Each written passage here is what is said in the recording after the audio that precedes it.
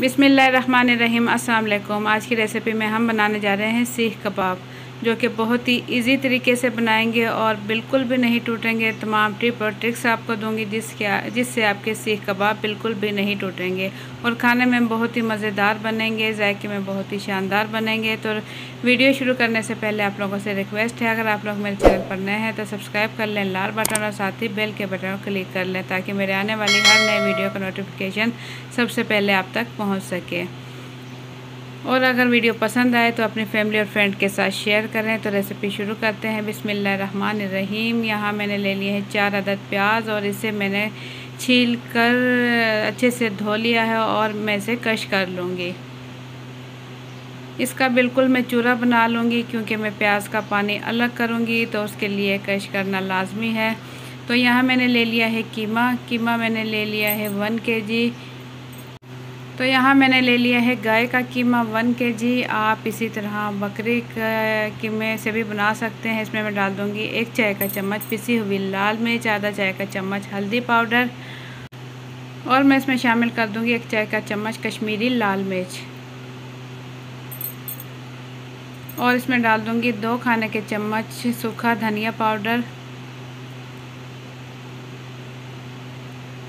और इसमें डाल दूँगी फूड कलर 1/4 टीस्पून। इसमें मैंने डाल दिया येलो फूड कलर, ताकि इसका अच्छा सा कलर आ जाए सीख कबाब का। और मैं इसमें शामिल कर दूंगी पिसा हुआ गरम मसाला, तकरीबन 1 चाय का चम्मच मैं इसमें शामिल कर दूंगी। और इसमें मैं शामिल कर दूंगी नमक 1 खाने का चम्मच, या हस्बे ज़ायका आप लोग नमक इस्तेमाल कर सकते हैं।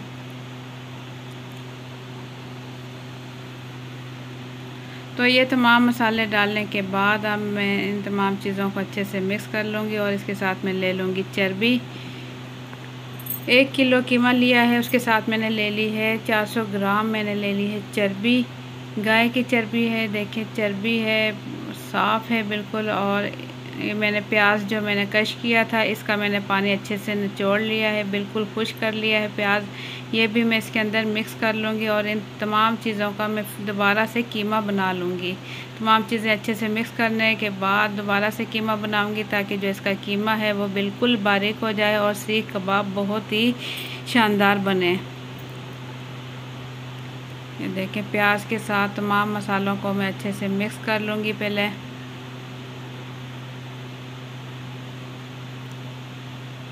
ताकि जो मैंने इसके अंदर मिर्च मसाले डाले हैं वो कीमे के अंदर अच्छे से मिक्स हो जाए। अब ये मेरे पास कीमे वाली मशीन है, मैं इसके अंदर से कीमा निकाल लूँगी। एक मरतबा फिर से निकाल लूँगी। पहले भी मैं कीमा बना चुकी हूँ, तमाम मसाले डालने के बाद मैं इसका कीमा निकाल लूँगी। ये देखें, बिल्कुल बारीक कीमा इसका निकल रहा है। और इसके साथ मैंने जो चर्बी ली है वो भी इसमें डाल दूँगी। तो वाइट चर्बी भी इसमें निकल रही है। चर्बी से ये होगा कि सीख कबाब बहुत ही अच्छे बनेंगे और टूटेंगे नहीं।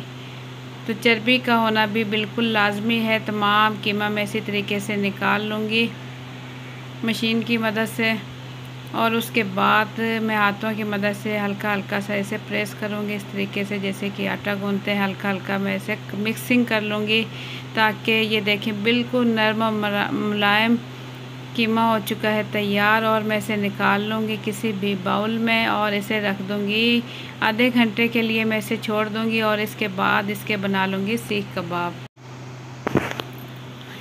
तमाम कीमा बाउल में निकालने के बाद ढक्कन ढककर मैं इसे रख दूँगी आधे घंटे के लिए। तो आधा घंटा गुजरने के बाद मैं आपको दिखाऊं, कीमा बिल्कुल अच्छे से नरम और मुलायम हो चुका है। देखने में भी देखें बिल्कुल सॉफ्ट हो चुका है। और अब मैं इसके बना लूँगी सीख कबाब। तो दोनों हाथों में इस तरीके से लेने के बाद मैं इसे अच्छे से इसका गोल सा पेड़ा बना लूँगी। ये देखिए, हाथों की मदद से पहले पेड़ा बना लूँगी और पेंसिल की मदद से मैं इसका बनाऊँगी सीख कबाब। ये देखिए, इसके अंदर पेंसिल लगाऊँगी और इसे मज़ीद हाथों की मदद से हल्का हल्का प्रेस करूँगी। दोनों हाथों की मदद से हल्का हल्का प्रेस करने के बाद ये देखें, सीख कबाब हो चुके हैं तैयार और मैं इसे निकाल लूँगी प्लेट में। तो बाकी के सीख कबाब भी इसी तरीके से तैयार कर लूँगी। तो आपने देखा बहुत इजी तरीके से सीख कबाब यहाँ हो चुके हैं तैयार। तमाम इसी तरीके से तैयार करने के बाद अब मैं इसे करूँगी फ्राई।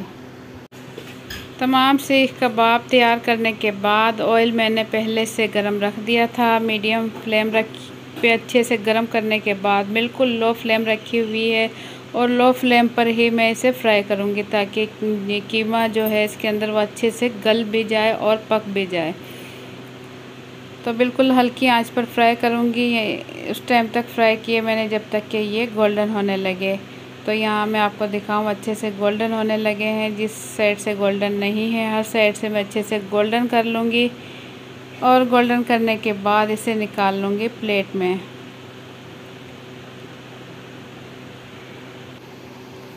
तो आप लोगों ने देखा बहुत ही इजी तरीके से बहुत ही कम टाइम में झटपट सीख कबाब हो चुके हैं तैयार और ये बिल्कुल भी नहीं टूटे हैं और कलर भी बहुत अच्छा आया है और बहुत ही अच्छे से गल भी गए हैं, पक भी चुके हैं बहुत ही अच्छे से। तो आप लोगों को मेरी आज की रेसिपी कैसी लगी अपना फीडबैक कमेंट्स के ज़रिए ज़रूर दें।